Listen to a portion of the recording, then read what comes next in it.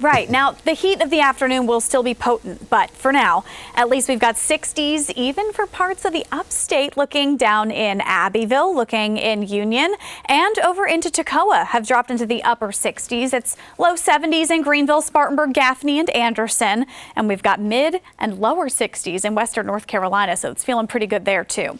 Here's a look at that temperature change, around 2 to 4 degrees cooler than yesterday morning, maybe 5 degrees cooler in places like Lawrence County, but it's just enough to create that fog, and it's been quite thick surrounding the 85 corridor and northward to that the North Carolina line, also including Tryon, Rutherfordton, and even Tukwila and Silva, dealing with some pretty thick fog this morning. We have high pressure nearby still locally, but of course we still watch that cold front to the north. That's going to be where rain and storms develop most significantly. So while we do stay out of range for any major severe weather, those in the mid-Atlantic and the northeast and even back toward the Appalachian corridor and the Ohio River Valley, it's going to deal with a little more of a severe storm threat today. Locally, though, again, like yesterday, in a lesser sense, spotty rain at noon in the mountains. Then the afternoon becomes a bit more scattered, but the upstate stays fairly minimal as far as rain chance today, lasting all the way into the evening. Tonight dries out, so we should have dry, clear weather tomorrow morning. If it cools down enough, we may see some fog again,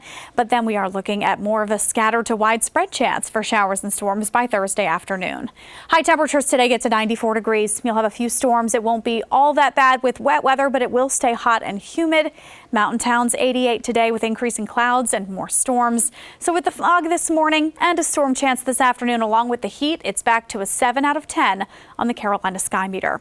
We're also watching the tropics. The 7th tropical depression of the season has set up, and it's likely to become a named storm today. It's Gonzalo for what's expected. And that storm, once it completely forms, is going to track fully westward, entering the Lesser Antilles Islands, the Windward Islands there, which is the southern half of the Lesser Antilles. And then it's going to make its way into the Caribbean. So we're going to watch it closely. And there's also another possible development happening somewhere near Cuba and Jamaica, but that looks to be an even lesser threat. So nothing major going on yet for the United States.